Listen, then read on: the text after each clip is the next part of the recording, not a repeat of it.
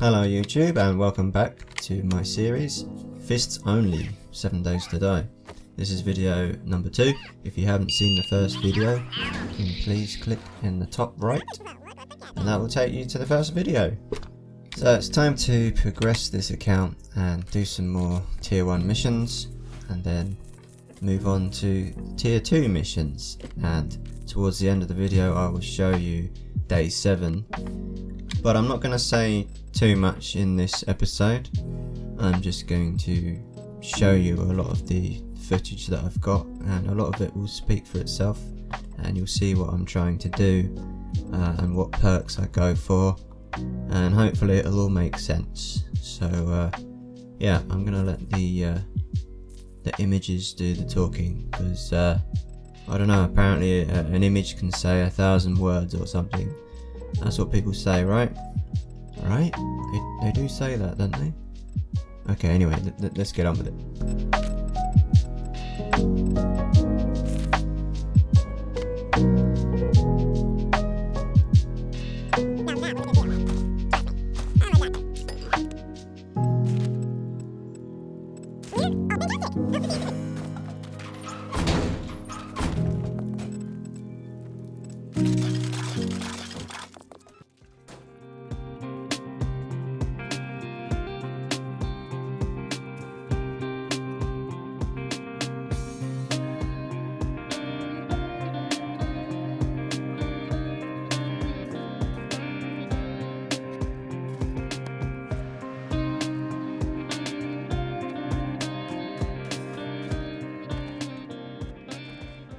So I would like to say that my plan is to get to game stage 100 and or level 50 for this account to start with, and if I'm still motivated to continue then perhaps I'll go a bit further, but it really depends how difficult it starts to get towards the end. I've never done this before, so although things are going smoothly at the moment, I think there'll come a time where obviously my damage output will reach a certain threshold, and the zombies will just keep getting tougher and tougher, and so it might become a bridge too far, but we'll see how it goes. I think the biggest problem is going to be when the zombies start spitting and I get more vultures and other things like that. That's where it gets really difficult.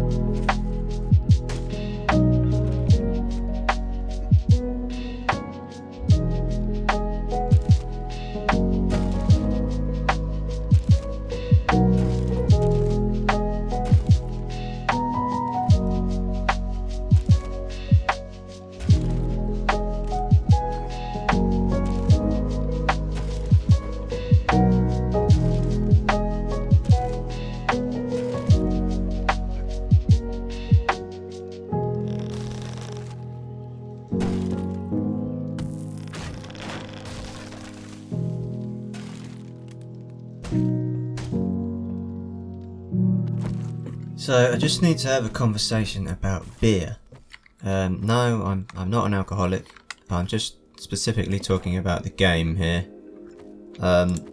So I do need to start collecting beers whenever possible, because beer gives me a massive bonus to my attack. So what it does is it gives me 40% regen on stamina and 300% brawling damage. Stun resistance as well, so it is incredibly important for this account to constantly be drinking beer, basically, which doesn't sound like such a bad thing. I reckon I could probably do that in real life, to be honest. Just drink beer and go around punching people in the face, but it doesn't pay too well, so I have to stick to my day job. But having said all that, that's why I need to collect the rotten flesh, because I need the farm blocks, and then I want to grow hops so I can then turn those hops into beer. So that's the plan.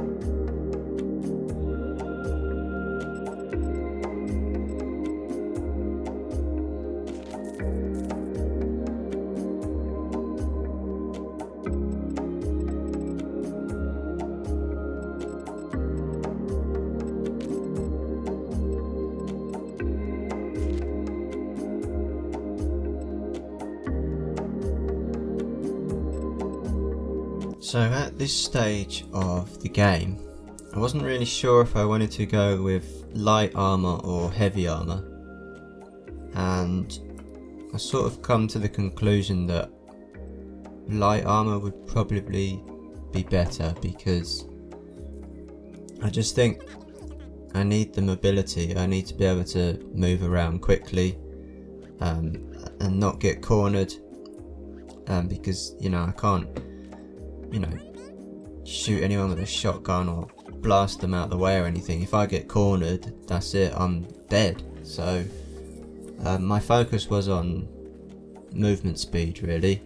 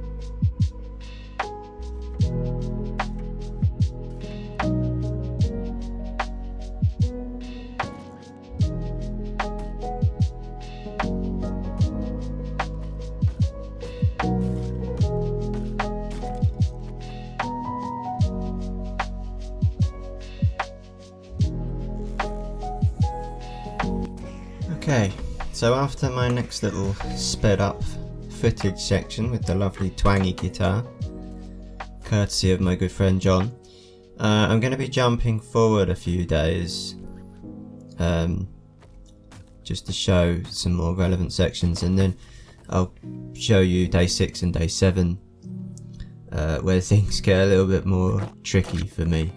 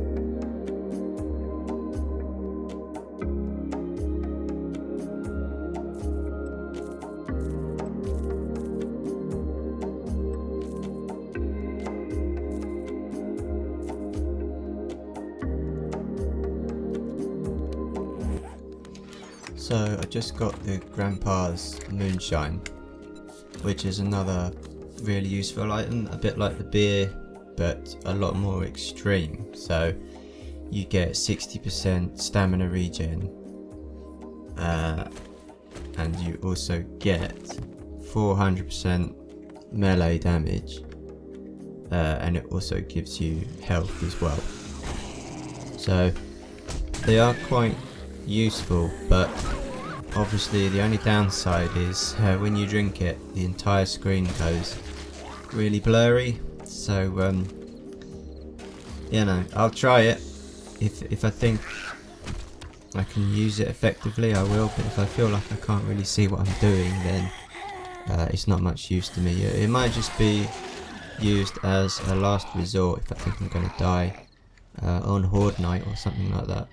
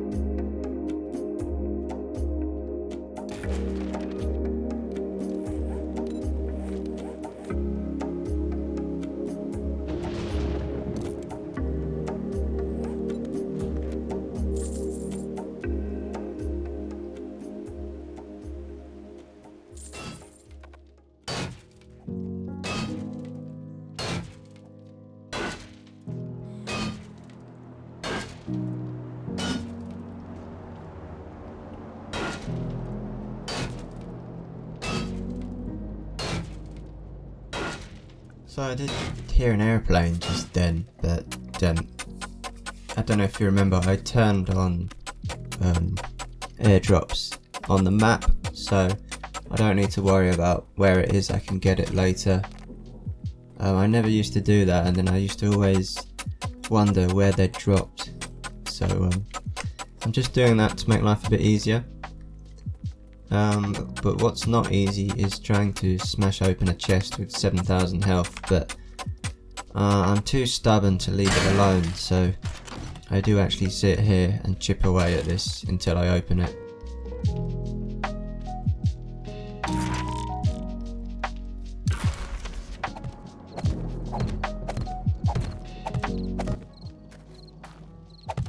Final preparations going in now. As I've mentioned in the previous episode, I'm going to use some spikes, repair some of the walls, punch a rabbit to death, just stuff like that, you know, get everything ready, and then it'll be time.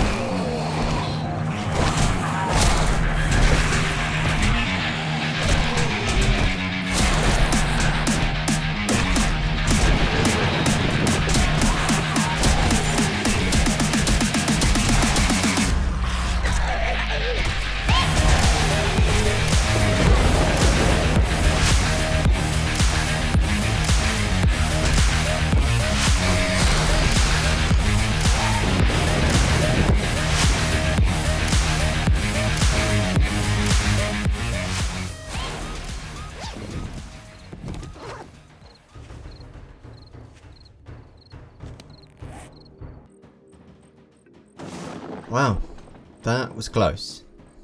So I think my health went down to 9 there, so I was very close to dying. One more hit and I probably would have died.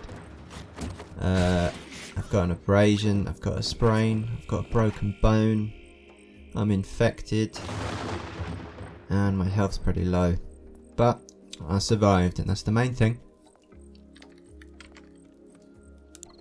So I made it through the first horde night without dying, so I'm super happy with that, because I didn't really think that would be possible unless I just locked myself away, but that's not really much fun, is it?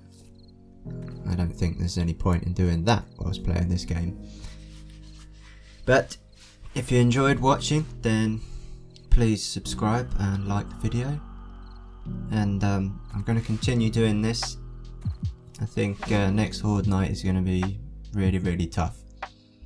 But I'm really pleased with how it's gone so far. So I'd love to see you in the next video. So thanks very much for watching. See you next time.